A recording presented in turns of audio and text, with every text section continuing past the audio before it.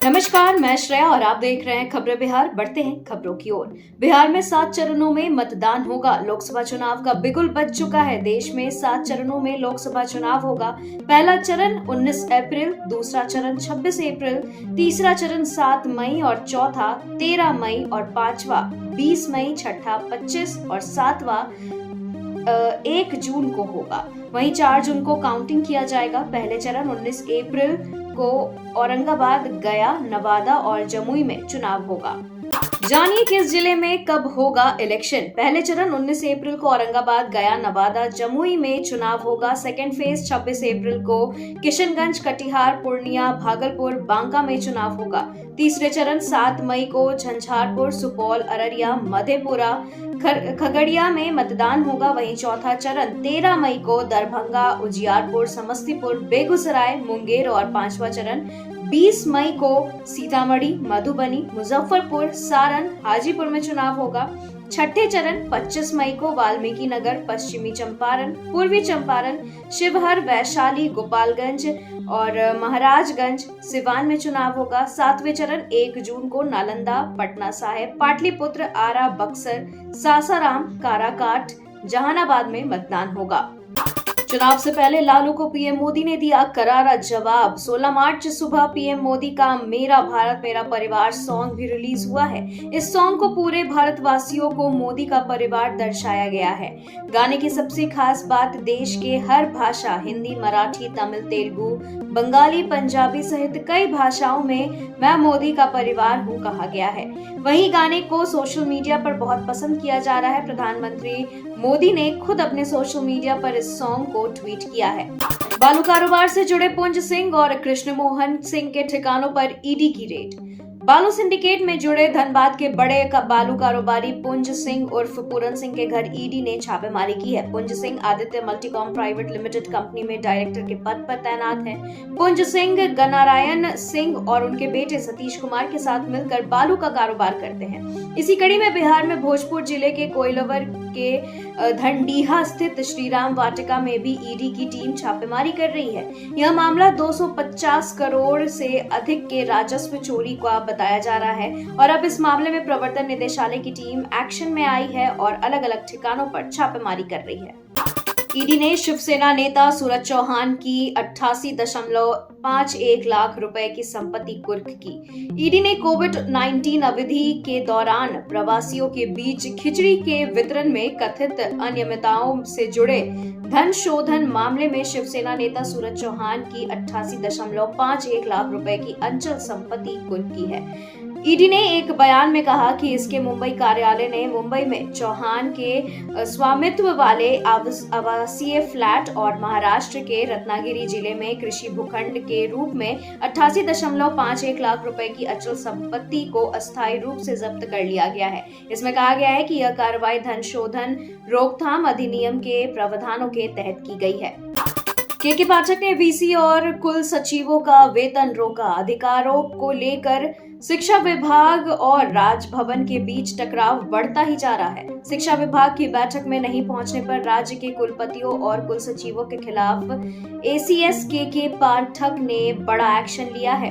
पाठक ने एक बार फिर राज्य के सभी विश्वविद्यालयों के कुलपतियों, कुल सचिवों और परीक्षा नियंत्रकों का वेतन रोक दिया है। साथ ही सभी विश्वविद्यालयों के बैंक खातों को भी फ्रीज कर दिया गया है। 37 लाख छात्रों को स्कूल बैग उपलब्ध कराएगी झारखंड सरकार। 57.6 करोड़ रुपए के 53 प्रस्तावों को दी गई मंजूरी। झारखंड सरकार ने सरकारी स्कूलों में कक्षा 1 से 8 तक पढ़ने वाले 37 लाख से अधिक छात्रों को स्कूल बैग उपलब्ध कराने के प्रस्ताव को मंजूरी दे दी है। मुख्यमंत्री चंपई सोरेन की अध्यक्षता में हुई कैबिनेट बैठक में यह फैसला लिया गया है। कैबिनेट सचिव वंदना डाडेल द्वारा साझा की गई जानकारी के अनुसार सरकार ने इस परियोजना को मंजूरी दे दी है। राहुल गांधी मुंबई में रविवार को मणि भवन से अगस्त क्रांति मैदान तक पदयात्रा निकालेंगे। कांग्रेस के पूर्व अध्यक्ष राहुल गांधी मुंबई में रविवार को मणि भवन से अगस्त क्रांति मैदान तक न्याय संकल्प पदयात्रा निकालेंगे। पार्टी के एक नेता ने यह जानकारी दी। गांधी के भारत जोड़ो न्याय यात्रा का समापन शनिवार शाम को डॉक्टर बी आर अम्बेडकर के स्मारक चैत्य भूमि पर किया गया। महाराष्ट्र विधानसभा में नेता प्रतिपक्ष विजय वेडेट्टीवार के कार्यालय में कहा गया कि सांस्कृतिक और सामाजिक क्षेत्रों की प्रतिष्ठित हस्तियां गांधी के साथ पदयात्रा में शामिल होंगी। इसके बाद गांधी अगस्त क्रांति मैदान के पास तेजपाल हॉल में प्रतिभागियों से बातचीत भी करेंगे। अरुणाचल प्रदेश में एक चरण में चुनाव 19 अप्रैल को 60 विधानसभा सीटों के लिए वोटिंग। 60 सदस्यीय अरुणाचल प्रदेश विधानसभा के लिए चुनाव 19 अप्रैल को होगा। आपको बता दें कि भारत चुनाव आयोग ने शनिवार को घोषणा की है इस बात की। वहीं राज्य में एक ही चरण में चुनाव होंगे। विधानसभा चुनाव अरुणाचल पूर्व और अरुणाचल पश्चिम के 2 सीटों के लिए लोकसभा चुनाव के साथ साथ होंगे। वहीं राज्य विधानसभा का कार्यकाल 2 जून को समाप्त होने वाला है। पिछले विधानसभा चुनाव 2019 में भाजपा विजेता बनकर उभरी और पेमा खांडू मुख्यमंत्री बनी। देश में इतने मतदाता पहली बार करेंगे मतदान, जाने फर्स्ट टाइम वोटर्स की संख्या। चुनाव आयोग की माने तो लोकसभा चुनाव 2024 में फर्स्ट टाइम वोटर्स की संख्या 1.82 करोड़ है। ये जानकारी चुनाव आयोग ने शनिवार 16 मार्च को जारी की है, जब लोकसभा चुनाव के लिए घोषणा की गई। इसके साथ ही चुनाव आयोग ने अन्य जानकारी भी साझा की है। चुनाव आयोग की माने तो इस बार कुल 97 करोड़ वोटर्स हैं। चुनावों में इस बार 55 लाख ईवीएम का उपयोग किया जाएगा। चुनावी बॉन्ड के आंकड़े सार्वजनिक हुए तो कांग्रेस और आरजेडी मुंह दिखाने लायक नहीं रहेंगे। सुशील मोदी का विपक्ष पर हमला। बिहार के पूर्व डिप्टी सीएम सुशील कुमार मोदी ने लोकसभा के चुनाव कार्यक्रम में घोषणा का स्वागत किया है और कहा है कि इससे ठीक पहले सुप्रीम कोर्ट ने जितनी तेजी दिखाकर चुनावी बॉन्ड के आंकड़े सार्वजनिक कराए, वह न्यायिक सक्रियता चुनावों में काले धन का प्रवाह रोकने की मंशा के अनुकूल नहीं है। यह फैसला सीवरेज ट्रीटमेंट प्लांट को तकनीकी कारणों से बंद कर गंदे नाले को सीधे नदी में खोलने जैसा है। भाकपा माले ने इतने सीटों पर ठोका दावा, लोकसभा चुनाव की घोषणा होते ही कर दी यह मांग। लोकसभा चुनाव का बिगुल बज चुका है। चुनाव आयोग के मुख्य चुनाव आयुक्त राजीव कुमार ने लोकसभा चुनाव की तारीखों का ऐलान आज कर दिया है। लोकसभा चुनाव की घोषणा के साथ ही भाकपा माले ने दावा ठोक दिया है। भाकपा माले ने 8 सीटों पर चुनाव लड़ने का मन बना लिया है और इस बात का भाकपा माले ने ही ऐलान भी किया है। 23 मार्च तक ईडी की कस्टडी में रहेंगी पूर्व सीएम केसीआर की बेटी। दिल्ली शराब घोटाले में हुई है अरेस्ट। दिल्ली के राउज एवेन्यू कोर्ट ने आबकारी घोटाला में गिरफ्तार तेलंगाना के पूर्व मुख्यमंत्री केसीआर की बेटी के कविता को 23 मार्च तक के लिए ईडी की हिरासत में भेज दिया गया है। स्पेशल जज एमके नागपाल ने यह आदेश दिया। ईडी ने कविता की 10 दिनों की हिरासत की मांग की थी। दरअसल आपको बता दें कि 15 मार्च को दिल्ली के कथित शराब घोटाले में ईडी ने तेलंगाना के पूर्व सीएम केसीआर की बेटी और एमएलसी के कविता को गिरफ्तार कर लिया था। बच गया लोकसभा चुनाव का बिगुल। झारखंड में चौथे चरण में वोटिंग। लोकसभा चुनाव की तारीखों का ऐलान हो गया है। दिल्ली के विज्ञान भवन में निर्वाचन आयोग की प्रेस कॉन्फ्रेंस हुई, जिसमें मुख्य चुनाव आयुक्त राजीव कुमार ने लोकसभा चुनाव की तारीखों की घोषणा की है। Election commissioner Gyanesh Kumar, doctor SS Sandhu भी मौजूद रहे। मुख्य चुनाव आयुक्त राजीव कुमार ने देश के मतदाताओं से वोट करने की अपील की। लोकसभा चुनाव 7 चरणों में होगा। वहीं आपको बता दें कि बिहार में पहले फेज और झारखंड में चौथे चरण में मतदान होगा। राजनीतिक दलों की एडवाइजरी जारी। मुख्य चुनाव आयुक्त ने कहा, नफरती भाषणों पर लगाई जाएगी रोक। दिल्ली के विज्ञान भवन में निर्वाचन आयोग की प्रेस कॉन्फ्रेंस हुई, जिसमें मुख्य चुनाव आयुक्त राजीव कुमार ने लोकसभा चुनाव की तारीखों का ऐलान किया। इलेक्शन कमिश्नर ज्ञानेश कुमार और डॉक्टर एसएस संधू भी मौजूद रहे। मुख्य चुनाव आयुक्त राजीव कुमार ने देश के मतदाताओं से वोट करने की अपील की। उन्होंने कहा कि हर चुनाव चुनौतियों भरा होता है, लेकिन हमारी टीम चुनाव के लिए तैयार है। राजनीतिक दलों की एडवाइजरी भी जारी कर दी गई है। नफरती भाषणों पर रोक भी लगाई जाएगी।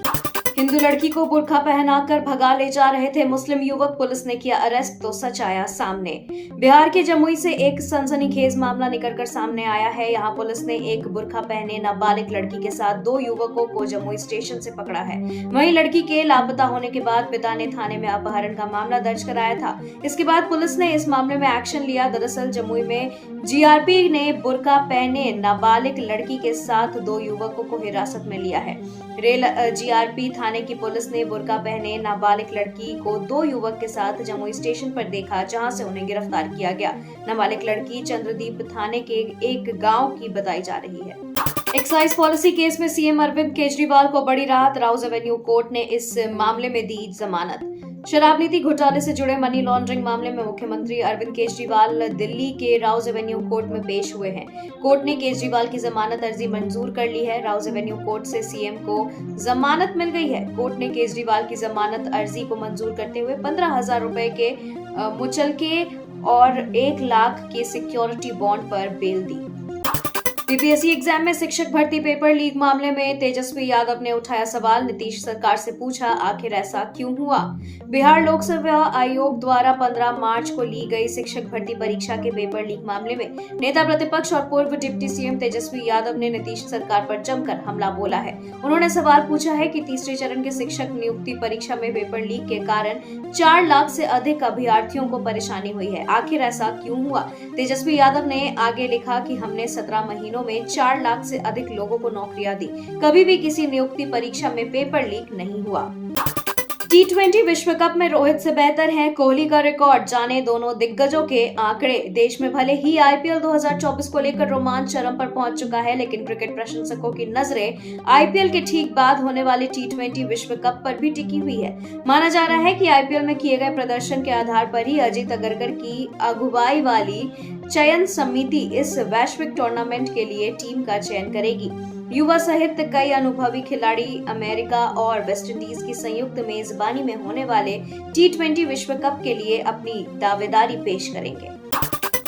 आईपीएल में हर टीम के पहले कैप्टन की लिस्ट, सिर्फ चेन्नई ऐसी टीम जिसका पहला कप्तान फिर संभालेगा कमान। आईपीएल 2024 को शुरू होने में अब बस कुछ दिन का वक्त रह गया है। लोकसभा चुनाव की वजह से अब तक पूरे सीजन का शेड्यूल जारी नहीं किया गया है। शुरू के 21 मैचों की तारीख सामने आ चुकी है।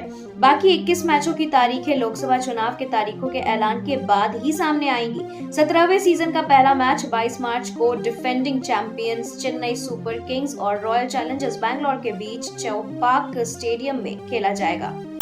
आईपीएल 2024 से जुड़ा बड़ा अपडेट, भारत से बाहर हो सकता है इस सीजन का दूसरा चरण। भारतीय क्रिकेट कंट्रोल बोर्ड यानी बीसीसीआई लोकसभा चुनाव को देखते हुए आईपीएल 2024 के दूसरे चरण का आयोजन भारत से बाहर करने का विचार कर रही है। मीडिया रिपोर्ट के अनुसार बीसीसीआई के अधिकारी यूएई में हैं और आईपीएल का दूसरा चरण गल्फ देश में कराने की संभावना तलाश रहे हैं। यह फैसला इसलिए लिया जा रहा है क्योंकि लोकसभा चुनाव की तारीख आईपीएल के दूसरे चरण के से टकरा सकती है। लोकसभा चुनाव की घोषणा दोपहर में होनी है। क्रू का डिजिटल और बड़े पर्दे का ट्रेलर है काफी अलग, आपत्तिजनक शब्दों को सेंसर बोर्ड ने हटाया। फिल्म क्रू इन दिनों लगातार सुर्खियों में बनी हुई है। इसमें करीना कपूर खान, तब्बू और कृति सैनन मुख्य भूमिकाओं में नजर आने वाली हैं। फरवरी महीने में इस फिल्म का टीजर जारी किया गया था, जिसे लोगों की सकारात्मक प्रतिक्रिया मिली थी। क्रू के ट्रेलर लॉन्च में तब्बू ने की शिकायत, बोली मुझे फिल्मों में डांटने या गाली देने के लिए रखते हैं। तब्बू, करीना कपूर और कृति सैनन की आगामी फिल्म क्रू का ट्रेलर लॉन्च हो चुका है। एक भव्य इवेंट में फिल्म का ट्रेलर जारी किया गया है जो काफी मजेदार है।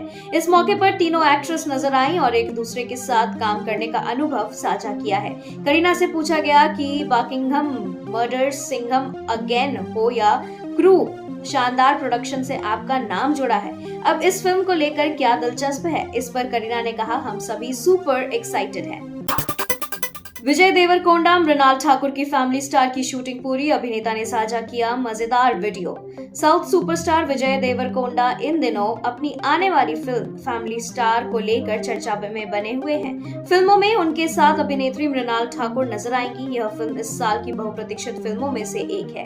परशुराम पेटला द्वारा निर्देशित इस फिल्म की शूटिंग पूरी हो चुकी है। इसके साथ ही फिल्म के पोस्ट प्रोडक्शन पर काम चल रहा है, जो अब पूरा होने की कगार पर है। विजय देवरकोंडा ने पोस्ट साझा करते हुए फैंस को फिल्म का फिल्मांकन पूरा होने की खुशखबरी दी है। भारतीय जनता पार्टी में शामिल हुई मशहूर गायिका अनुराधा पौडवाल खुशी जताते हुए कही यह बात। मशहूर गायिका अनुराधा पौडवाल शनिवार 16 मार्च को भारतीय जनता पार्टी में शामिल हो गई हैं। उन्होंने नई दिल्ली में भाजपा की सदस्यता ग्रहण की। 80 और 90 की दशक में अपने हिट गानों और भक्ति संगीत के लिए मशहूर गायिका ने पार्टी में शामिल होने पर खुशी भी जताई और इसके कारण का भी खुलासा किया है। अनुराधा पौडवाल ने कहा कि वे ऐसी सरकार में शामिल होकर खुश है जिसका सनातन धर्म से गहरा संबंध है।